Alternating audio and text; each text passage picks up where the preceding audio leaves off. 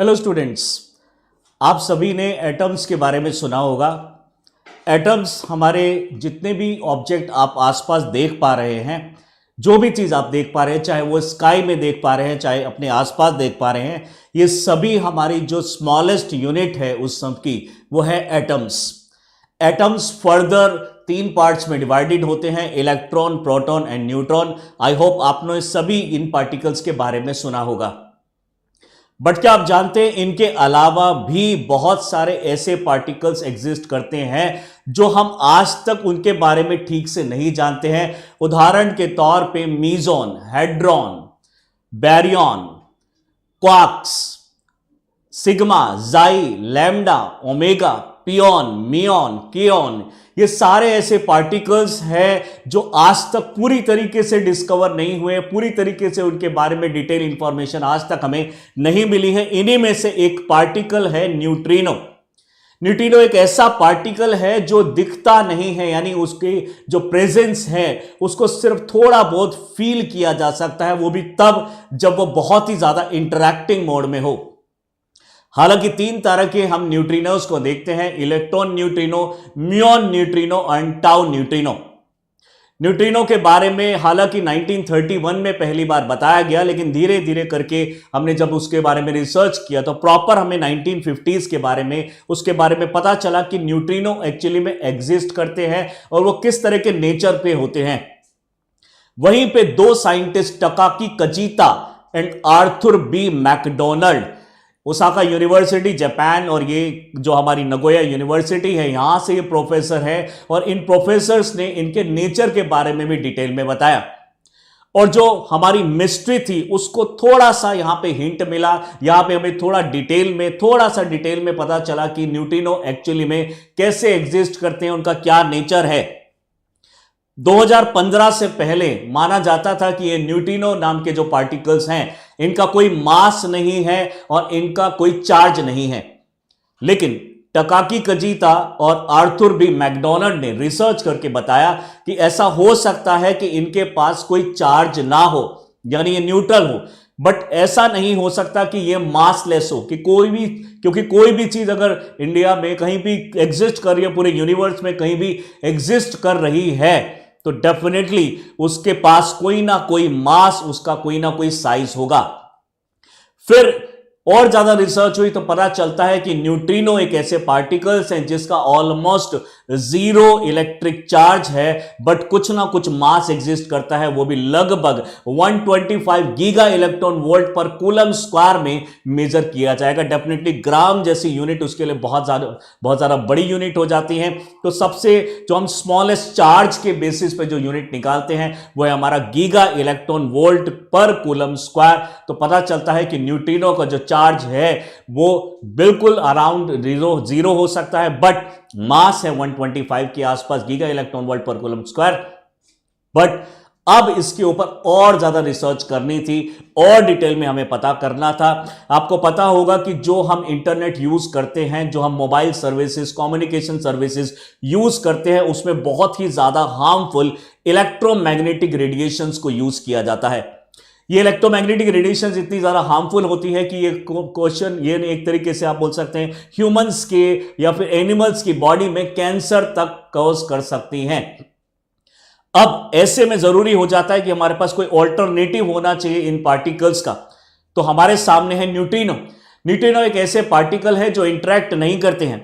क्या आप जानते हैं कि जो न्यूट्रिनो है हमारी बॉडी से हर सेकेंड 1 सेंटीमीटर स्क्वायर एरिया में से कुछ बिलियन न्यूट्रिनो डेली पास होते हैं, यानी अर्थ के एक कॉर्नर से एंटर करते हैं और दूसरी साइड से निकल जाते हैं without interacting with anything.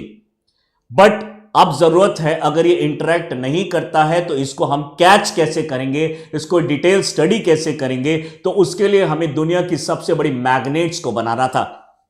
India भी इसकी रिसर्च में लगा हुआ है। India based neutrino observatory Tamil Nadu में बनाई जा रही है, रशिया में भी कुछ न्यूट्रिनो ऑब्जर्वेटरी बनाई जा रही है, और अब बारी है अंडर वाटर एक न्यूट्रिनो ऑब्जर्वेटरी बनाई जा रही है मेडिटेरेनियन रीजन के अंदर।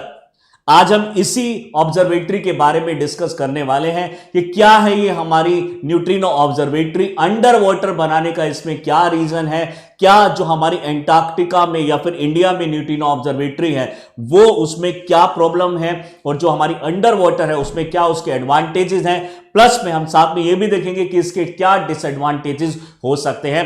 आइए इस लेक्चर को आगे बढ़ाते हैं इसी पर्टिकुलर वीडियो को इस टॉपिक के साथ में।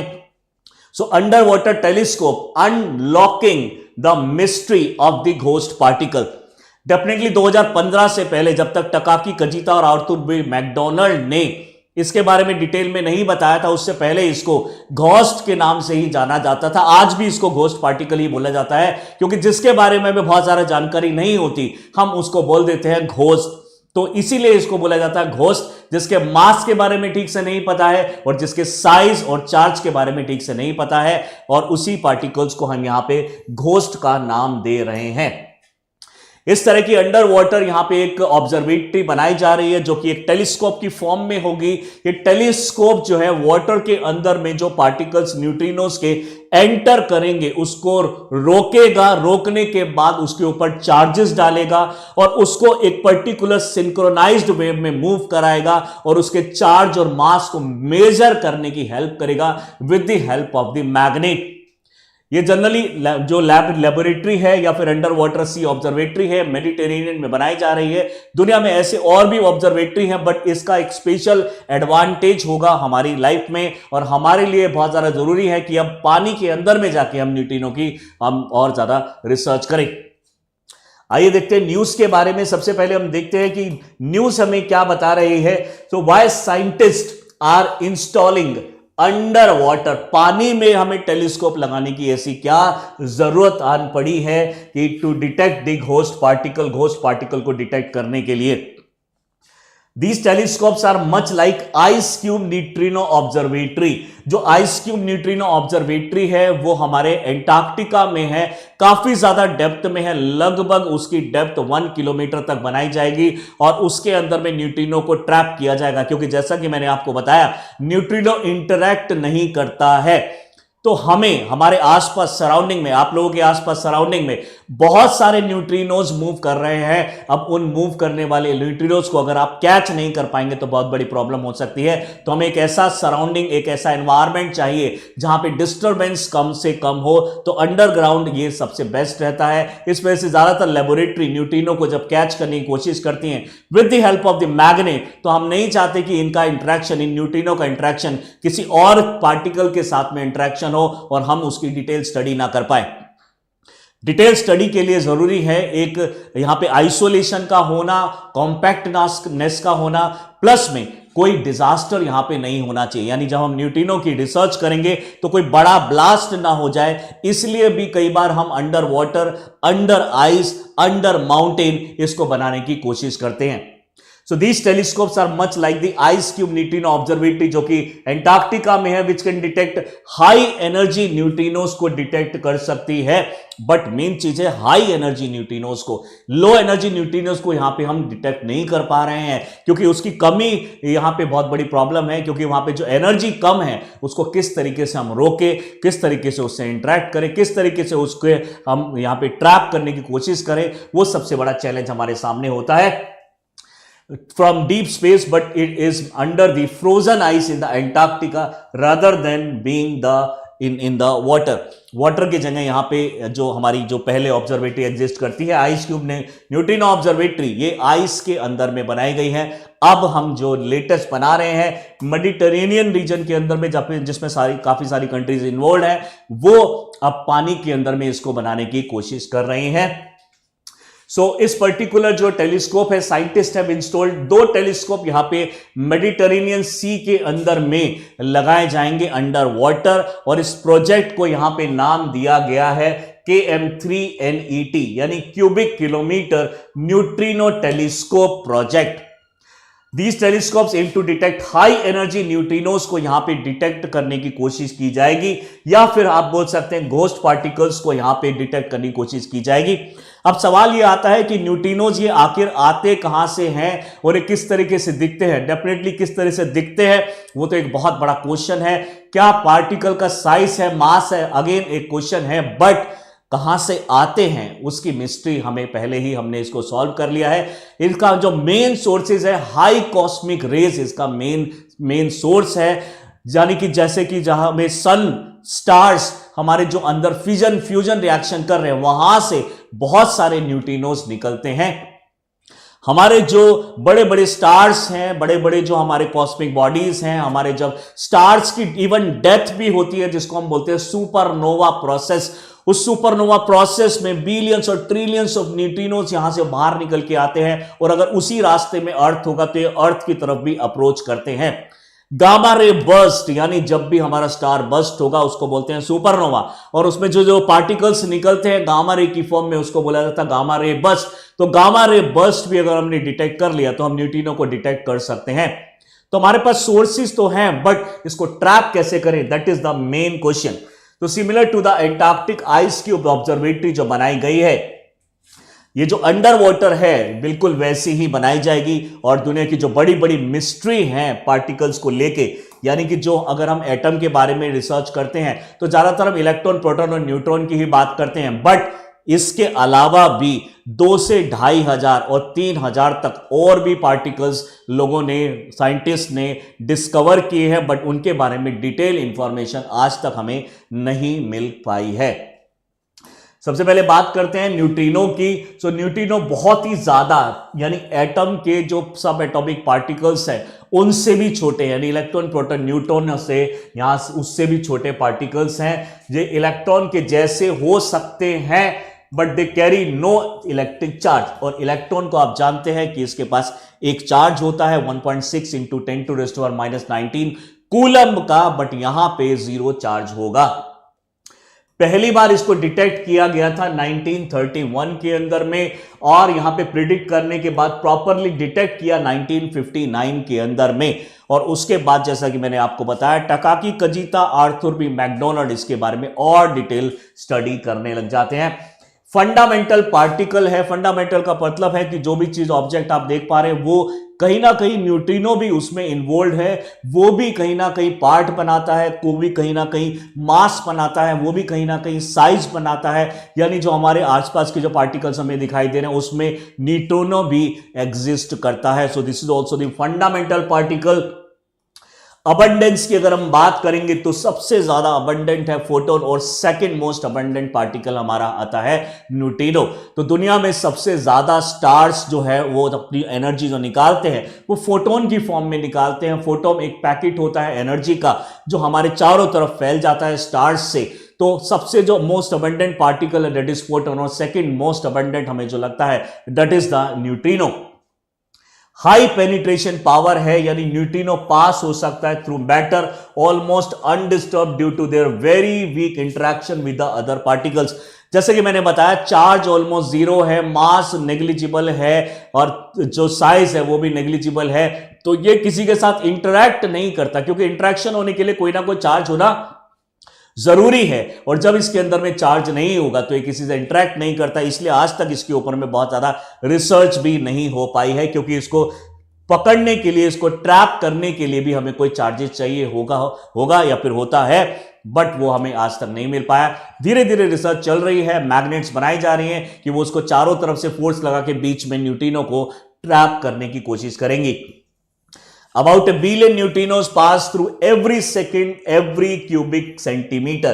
यानी अगर हम इतना छोटा सा अगर हम एरिया कंसीडर करें तो 1 बिलियन से ज्यादा न्यूट्रिनो इससे पास हो रहे हैं हर जगह। यानी पूरी अर्थ पे, हमारी बॉडीज से, माउंटेन्स से, रिवर्स से, पानी में से, आइस में से, पहाड़ों में से, प्लांट्स में से, ट्रीज में से, हर जगह से ये न्यूट्रिनोस पार्टिकल्स पास होते हैं। तो जैसा कि मैंने बताया आपको कि हमारे जो इलेक्ट्रोमैग्नेटिक वेव्स हम यूज करते हैं इंटरनेट के लिए, जो कि बहुत ज्यादा हार्मफुल है, तो क्यों ना हम न्यूट्रिनो को यूज कर लेंगे उसकी जगह। अगर हम न्यूट्रिनो यूज कर लेते हैं तो हमारी बॉडी में तो ऑलरेडी वो पास हो रहे हैं, लेकिन हमें कुछ इंटरेक्शन नहीं हो रहा, हमें कुछ इंपैक्ट नहीं पड़ रहा, तो क्यों ना हम न्यूट्रिनो से इंटरनेट चला लें। ये एक पर्पस है, this is one of the purpose क्यों हम न्यूट्रिनो के ऊपर में इतना ज्यादा पैसा खर्ची कर रहे हैं, क्यों हम इसके ऊपर में बहुत ज्यादा ध्यान दे रहे हैं, फोकस दे रहे हैं, ऑब्जर्वेटरीज बना रहे हैं, क्योंकि इसके बहुत ज्यादा हमारे पास फंडामेंटल इसके यूजेस हैं, जिसको अगर हम यूज करें तो काफी सारी प्रॉब्लम्स हमारी सॉर्ट आउट हो सकती है। बात करते हैं सोर्सेस की, ओरिजिन कहां से होता है। हाई एनर्जी जो न्यूट्रिनोज हैं, जो एक्सोटिक कॉस्मिक इवेंट्स होते हैं लाइक सुपरनोवा, जब भी कोई स्टार बर्स्ट होता है तो वहां से बहुत सारे पार्टिकल निकलते हैं, उसी में से कई बार गामा रेज भी निकलती हैं। कई बार जो स्टार है एक दूसरे स्टार के साथ में कोलाइड कर जाता है, जैसे कि वैम्पायर स्टार, तो इस तरह के स्टार भी कई बार न्यूट्रिनोज निकालते हैं, उसको हम यहां पे ट्रेस करना चाहते हैं।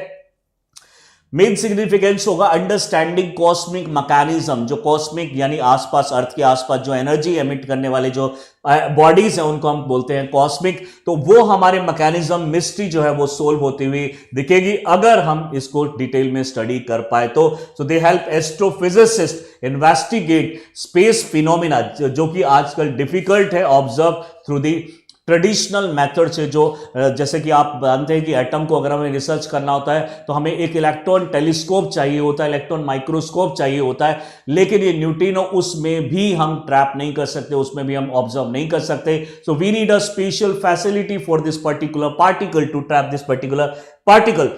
Region shrouded in dust like the center of the Milky Way galaxy which block visible sunlight, यानी ये भी एक बहुत बड़ी प्रॉब्लम है। सनलाइट प्लस में हमारी गैलेक्सी के अंदर में इतनी ज्यादा लाइट है कि इस तरह के जो छोटे छोटे पार्टिकल्स हैं वो ब्राइट लाइट के अंदर में कहां छुप जाते हैं वो हमें पता नहीं चल पाता। यूनिक ऑब्जर्वेटरी एडवांटेज क्या होगा, neutrino can pass through dense cloud.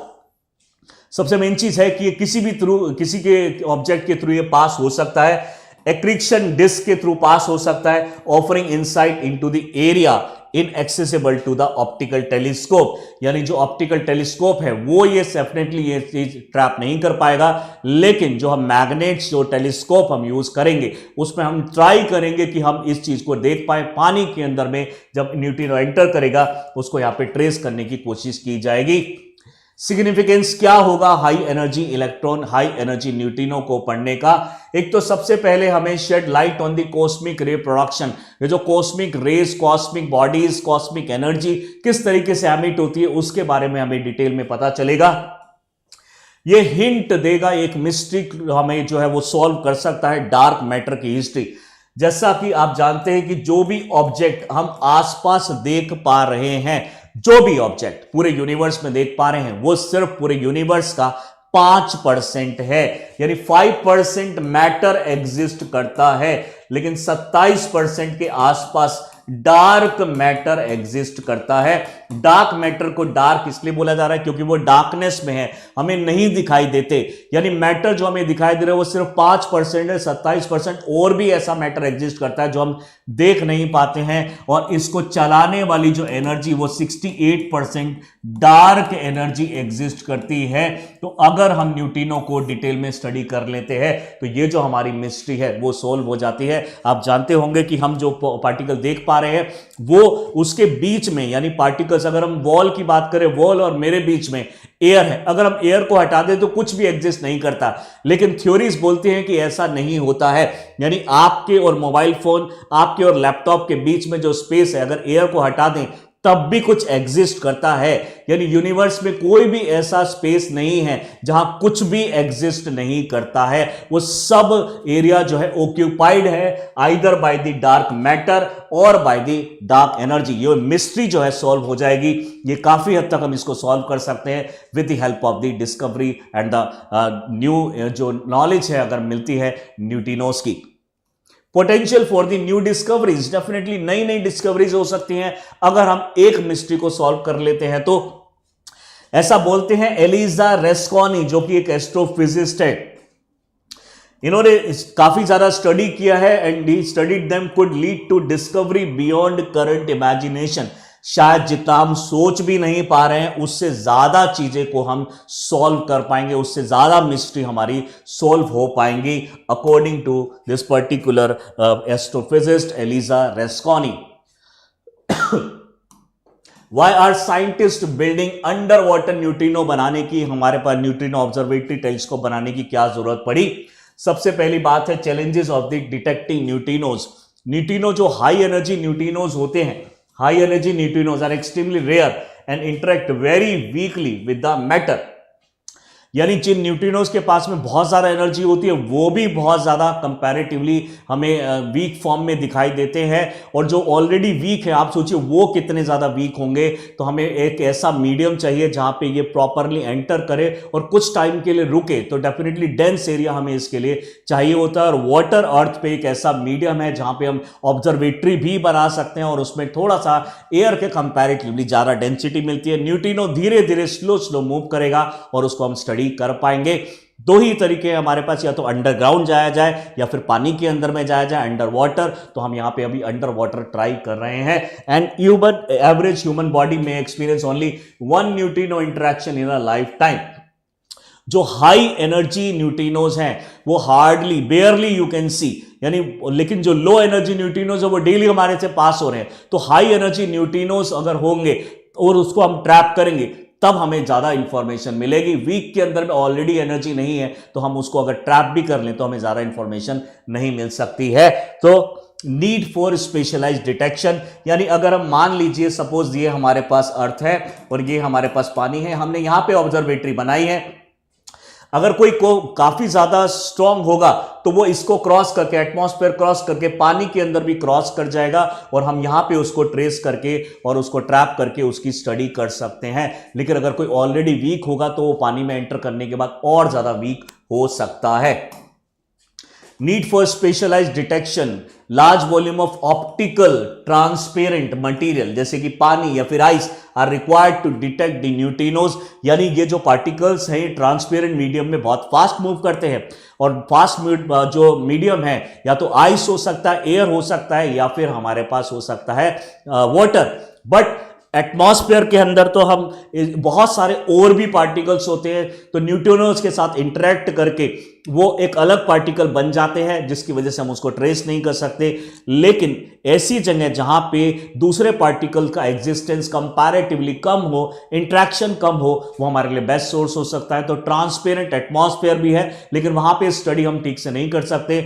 Ice भी है ट्रांसपेरेंट, वहां पे कंपैरेटिवली उससे बेटर कर सकते हैं। वाटर भी है और उससे ज्यादा बेटर स्टडी हम इसके कर सकते हैं। A dark environment is essential to observe flashes of the Cherenkov radiation, यानी जब भी पार्टिकल्स हमारे वाटर के अंदर एंटर करेंगे तो अगर थोड़ा बहुत भी उसके अंदर में एनर्जी और वो वाटर के साथ इंटरेक्ट किए तो उसमें से एक रेडिएशन एमिट होगी। वो रेडिएशन को हम अगर ट्रैप कर लें तो पता चल जाएगा कहां पे वो पर्टिकुलर न्यूट्रिनो एग्जिस्ट कर रहा है, produce by interacting with the water और द आइस मॉलिक्यूल। तो इस वजह से हम आइस या फिर हम वाटर के अंदर में इसको बनाने की कोशिश करते हैं, क्योंकि एयर में जब वो इंटरेक्ट कर रहा है तो इतनी जगह इंटरेक्ट कर रहा है और इतनी अलग अलग तरीके से इंटरेक्ट कर रहा है कि उसको हम आइडेंटिफाई ही नहीं कर पाएंगे।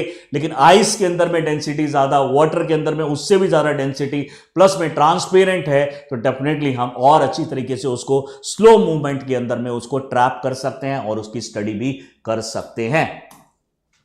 Why are scientists building underwater neutrino telescope में पर्पस जो हमारा शेरेनकोव रेडिएशन है उससे हमें पता चल सकता है। जैसे मैंने बताया, जैसे वो वाटर के साथ इंटरेक्ट करेगा एक रेडिएशन इसमें से एमिट करेगा, उस रेडिएशन को हम ट्रैप करेंगे आइडेंटिफाई करने के लिए कि उसके पास कितना चार्ज है या कितनी एनर्जी है। उससे हम आइडिया लगाने की कोशिश करेंगे कि न्यूट्रिनो का बिहेवियर क्या हो सकता है। It help trace the neutrino path को ऑब्जर्व किया जा सकता है। Provide information about the neutrino source radiation, या फिर उसका ओरिजिन क्या होता है और डिटेल में हमें जानकारी मिल सकती है। क्या एडवांटेज है अंडर वाटर न्यूट्रिनो ऑब्जर्वेटरी बनाने की? सबसे पहली चीज है एक्यूरेसी, इस केस में हमारी बढ़ जाएगी। जैसे मैंने बताया आपको, एटमॉस्फेयर में हम ठीक से नहीं कर पाएंगे, आइस में भी कंपैरेटिवली कम रहता है, लेकिन वाटर के अंदर में डेंसिटी ज्यादा, ट्रांसपेरेंट ज्यादा और अच्छी तरीके से स्टडी कर पाएंगे। वाटर स्कैटर कर देता है लाइट लेसर देन आइस, यानी स्कैटरिंग का मतलब होता है रिफ्लेक्ट करके वापस, यानी जो हमारी जो वाटर होता है स्कैटरिंग, यानी स्कैटरिंग का मतलब होता है लाइट का बिखर जाना। तो water scatter light less than the ice. Ice denser है या फिर वाटर डेंसर है? Definitely water is denser then ice. तो जब ये हमारे न्यूट्रिनो एंटर करेगा वाटर के अंदर में, तो ये वाटर जो है स्कैटरिंग कम करेगी, लाइट कम बिखरेगी। अगर कम बिखरेगी तो यूनिकनेस उसमें होगी, उसमें स्ट्रेट लाइन मूव करने की टेंडेंसी होगी। और अगर लाइट बिखर जाती है जैसे कि आइस में, तो उसके अंदर में न्यूट्रिनो की स्टडी करना थोड़ा सा डिफिकल्ट हो सकता है। वाटर के अंदर में स्कैटरिंग कम होती है, सबसे बड़ा इसका रीजन है, जिसकी वजह से हम पानी के अंदर में इसको पढ़ना चाहते हैं, इसको ट्रेस करना चाहते हैं। Offering better precision in tracing the neutrino origin. Deep sea condition की अगर हम बात करें, डार्क है तो डार्कनेस में रेडिएशन अगर एमिट होगी तो वो कुछ लाइट प्रोड्यूस करेगी, हम उसको ठीक से देख सकते हैं। डीप वाटर मिलेगा आपको ये दोनों ही कंडीशन आइडियल होती है to minimize the interference and detecting the flashes effectively. जैसा कि मैंने बताया, एटमॉस्फेयर में और भी हजारों लाखों तरह के पार्टिकल्स हैं जो उसके साथ इंटरेक्ट करते होंगे और अलग बिहेवियर शो कर रहे हैं, तो हमें एक्चुअल बिहेवियर न्यूट्रिनो को पता नहीं चलेगा, कहां पे वो एग्जिस्ट कर रहा है वो नहीं पता चलेगा। लेकिन जहां पे कम से कम इंटरेक्शन है, न्यूट्रिनो का प्रॉपर नेचर वहां पे पता चलेगा और हम डिटेल में स्टडी भी कर पाएंगे। Challenges of using water, water absorb light more, यानी पानी, आप जानते होंगे कि पानी जो है, जो आइस है वो लाइट को जो एल्बिडो इफेक्ट दिखाती है, यानी अगर आइस है कहीं पे तो सनलाइट को लगभग 80 से 90% वो रिफ्लेक्ट कर देती है, इसको बोलते हैं हम एल्बिडो। लेकिन जो पानी होगा वो काफी हद तक इसको एब्जॉर्ब करता है और फिर उसको एमिट करेगा। तो वाटर एब्जॉर्ब मोर लाइट, ये एक बहुत बड़ा चैलेंज है, लाइट को एब्जॉर्ब कर लेगा तो हमें न्यूट्रिनो ठीक से नहीं दिखाई देगा, ये एक चैलेंज भी हमारे सामने है।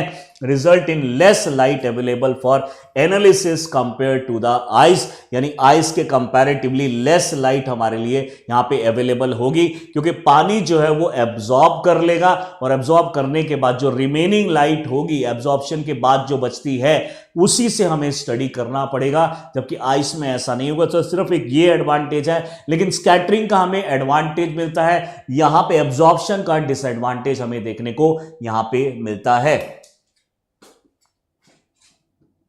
नेक्स्ट हम बात करते हैं advantage of the neutrino over the ice cube, जो कि एंटार्क्टिका में बनाया गया। तो जो हमारा न्यूट्रिनो टेलीस्कोप अभी फिलहाल हम मेडिटेरेनियन में बना रहे हैं, उसको हम अगर कंपेयर करें जो हमारा एंटार्क्टिका में आइस क्यूब टेलीस्कोप है, न्यूट्रिनो ऑब्जर्वेटरी है, उससे कैसे डिफरेंट है। फर्स्ट है better light scattering, so water scattering light lesser than ice, सबसे बड़ा जो है मैंने बताया आपको, leading to more accurate tracking of the neutrino origin and the trajectory, properly हमें यहां पे देखने को मिल सकती है, क्योंकि लाइट स्कैटर जो है कम करेगी तो प्रॉपर बीम जो है वो अंदर एंटर कर सकती है। एनहांस्ड डिटेक्शन प्रिसीशन यहां पे बढ़ेगा, the lower scattering of light in water improves the ability to precisely trace the path of the high energy neutrinos, offering better spatial resolution। Special का मतलब है लोकेशन ओरिएंटेड रेजोल्यूशन, जो है वो हमें ज्यादा अच्छी तरीके से मिलेगा। लार्ज डिटेक्शन वॉल्यूम, एक वाटर के अंदर में एक बड़ा वॉल्यूम हम यहां पे ले सकते हैं। Water allow for larger detection area, enabling the observation of a broader range of the neutrino interaction, specially over the vast under water region, क्योंकि पानी के अंदर में डेफिनेटली डिस्टर्बेंस नहीं है। अगर हम लैंड पे देखते हैं तो लैंड तो वैसे भी आप पानी को जानते हैं, 71% एरिया हमारा पानी से घिरा हुआ है, नीचे हमारा आइसोलेशन है, नीचे हमारा स्कैटरिंग कम है, और नीचे अगर हम देख पा रहे हैं पानी के अंदर में तो हमारी जो लाइट है वो कम है, जिसकी वजह से जो ऊपर से आने वाला लाइट है वो हमें प्रॉपरली दिखाई देगी। फ्लैक्सिबिलिटी इन द लोकेशन, हम यहां से यहां शिफ्ट हो सकते हैं, यहां से यहां शिफ्ट हो सकते हैं, लेकिन लैंड पे हमारी एक लिमिटेशंस हैं। So under water telescope can be placed in deep sea environment, providing a more flexible option for global deployment compare to the fix location on the ice cube. जो Antarctica में जो ice cube हमने observatory लगाई है उसके comparatively ये flexibility इसके अंदर में ज्यादा है, तो हम इसको कहीं भी चेंज कर सकते हैं, अपनी लोकेशंस को चेंज कर सकते हैं। अनलाइक आइस क्यूब जो कि एंटार्क्टिका में लगी है, फिक्स्ड है, अब हम उसको जल्दी से चेंज नहीं कर सकते हैं। इंपैक्ट क्या होगा, impact on astrophysics and particle physics. Definitely particle physics जो है, फंडामेंटल जो पार्टिकल फिजिक्स है वो उसकी बहुत सारी मिस्ट्री सॉल्व हो जाएगी। जैसे कि हमारे जो वंडरवॉल फोर्सेस होते हैं, हेजनबर्ग अनसर्टेनिटी प्रिंसिपल है, या फिर पॉलीज एक्सक्लूजन प्रिंसिपल जो हमारे एटॉमिक पार्टिकल्स के ऊपर लाइक इलेक्ट्रॉन, प्रोटॉन और न्यूट्रॉन के ऊपर हमें देखने को मिलता है।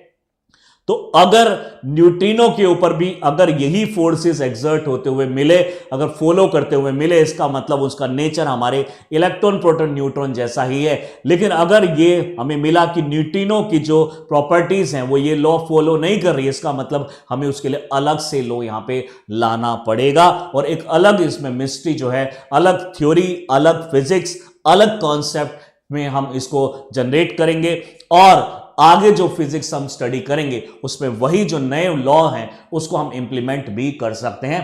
सो potential to provide indirect evidence for dark matter, जैसे मैंने बताया, लगभग 27% है and unresolved mystery in the astrophysics, जिसको आज तक कोई ठीक से नहीं जानता है। Probing extreme environment, study region opaque to light, जैसे कि गैलेक्टिक सेंटर्स हो गए, गैलेक्टिक न्यूक्लियाइज हो गए, where optical telescope can not observe, यानी इस तरह के जो गैलेक्सी के सेंटर्स हो गए, न्यूक्लियाइज हो गए, उनको देखने के लिए हमें एक नए चश्मे से उसको देखना पड़ेगा, क्योंकि जो हम नॉर्मल लाइट के बेसिस पे उसको देखने की कोशिश करते हैं उससे हमारी मिस्ट्री सॉल्व नहीं हो पा रही है। न्यूट्रिनो की आंखों से हमें देखना पड़ेगा, न्यूट्रिनो के नजरिए से हमें देखना पड़ेगा। वहां पे न्यूट्रिनो को अगर हम सर्च करें उसके हिसाब से हम आइडिया लगाएं कि हम उससे कितना दूर हैं, कितना टाइम लगेगा उसको यहां से यहां तक आने में, तो उससे हम डिस्टेंस निकाल सकते हैं, कितनी स्पीड निकाल सकते हैं, एनर्जी निकाल सकते हैं कॉस्मिक बॉडीज की। हमारी जो गैलेक्सी में, स्पेशली मिल्की वे गैलेक्सी में ब्लैक होल प्रेजेंट है, सेजिटेरियस ए स्टार, उसकी भी मिस्ट्री सॉल्व हो सकती है अगर हम न्यूट्रिनो के बारे में और ज्यादा डिटेल स्टडी कर लें। तो न्यू डिस्कवरीज हो सकती है हमारे पार्टिकल फिजिक्स में, could uncover new types of neutrino unknown particles, enhancing our understanding of the fundamental forces in nature. जैसे कि आप जानते हैं 4 हमारे फंडामेंटल फोर्सेज होते हैं, जैसे gravitational, strong nuclear force, weak nuclear force और इलेक्ट्रोमैग्नेटिक फोर्सेज। इन 4 फोर्सेज के अलावा क्या कोई और 5वां या 6ठा भी हमारे पास कोई फंडामेंटल फोर्सेज है, वो भी हमें पता चल पाएगा और हम और डिटेल में स्टडी कर पाएंगे अपने इन फोर्सेज को लेके और फंडामेंटल पार्टिकल्स को लेके। Testing fundamental particle theories, neutrino offer a unique tool to test standard model theories, यानी जो थ्योरीज हम एटम के ऊपर लगाते हैं, स्टैंडर्ड मॉडल थ्योरी। जैसे कि एक सिंपल फॉर्म में अगर समझे तो एटम हम जानते हैं कि न्यूट्रॉन और प्रोटॉन जो होते हैं वो हमारे न्यूक्लियस के अंदर प्रेजेंट होते हैं and electrons are revolving around it in their particular shells with depending on their energy level. But क्या ये मॉडल हर जगह फिट होता है या नहीं, ये हमारी जो मिस्ट्री है ये भी सॉल्व हो जाएगी। और हम दूसरे फिनोमिनाज जैसे न्यूट्रिनो ऑसिलेशन प्लस में mass possible indicator new physics. Neutrino oscillation का मतलब है जब टकाकी कजीता और आर्थर बी मैकडोनाल्ड ने इसके बारे में सबसे पहले बताया था कि जब न्यूट्रिनो सन से चलते हैं अर्थ की तरफ तो 3 पार्टिकल अगर चलते हैं तो उसमें से एक पार्टिकल सेम फॉर्म में अर्थ पे पहुंचता है जिस फॉर्म में वो सन से निकला था, लेकिन जो रिमेनिंग 2 पार्टिकल्स हैं वो अपनी फॉर्म को चेंज कर लेते हैं, यानी वो कुछ दूसरी प्रॉपर्टी को ऑब्टेन कर लेते हैं और हम उसको वहां पे अर्थ पे ट्रेस नहीं कर पाते। तो हमें ऐसा लगता है कि 3 पार्टिकल चलते हैं एक ही पहुंचता है, बट रियलिटी में ऐसा नहीं है। 3 के 3 पार्टिकल चलते हैं अर्थ की तरफ तो तीनों ही पहुंचते हैं, 2 उसमें से अपनी आइडेंटिटी चेंज कर देते हैं। That is actually known as neutrino oscillation और इसके लिए इनको नोबेल प्राइज भी मिला था, Takaaki Kajita and Arthur B McDonald को।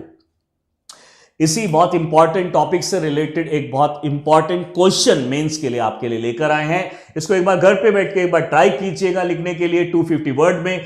अंडर वाटर न्यूट्रिनो टेलीस्कोप, जो ये स्पेशली भी बनाया जा रहा है मेडिटेरियन में, under water neutrino telescope offer significant advantage over the traditional जो मेथड जैसा कि हमें एंटार्क्टिका में आइस क्यूब में देखने को मिलता है in detecting high energy neutrinos. Discuss कीजिए इसके इंपैक्ट को ऑन एस्ट्रोफिजिक्स में, क्या फायदा होगा, पार्टिकल फिजिक्स में और क्या चीजें सॉल्व हो जाएंगी, focusing on their potential to advance our understanding of the universe. Universe को समझने में और कितनी आसानी होगी अगर हम इन न्यूट्रिनोज की मिस्ट्री को सॉल्व कर लेते हैं। तो इस क्वेश्चन को 250 वर्ड में एक बार लिखने की कोशिश कीजिएगा। इस तरह के और भी जो हम बना रहे हैं, अगर आप उनको देखना चाहते हैं तो do subscribe our channel Chahal academy. और भी इस तरह की वीडियोस हम लाने वाले हैं और हमारे वीडियो को और हमारे चैनल को सब्सक्राइब कीजिएगा। Thank you.